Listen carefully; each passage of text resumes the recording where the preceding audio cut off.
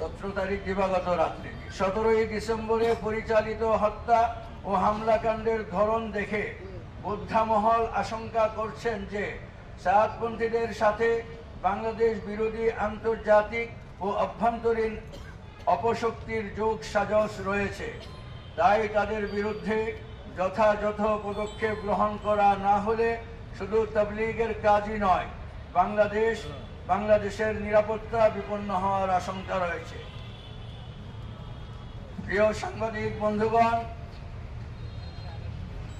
এই প্রেক্ষিতে দেশের শীর্ষ আলেম ওলামাদের পক্ষ থেকে আয়োজিত আজকের এই সংবাদ সম্মেলন থেকে নিম্ন বর্ণিত দাবিগুলো পেশ করা হচ্ছে।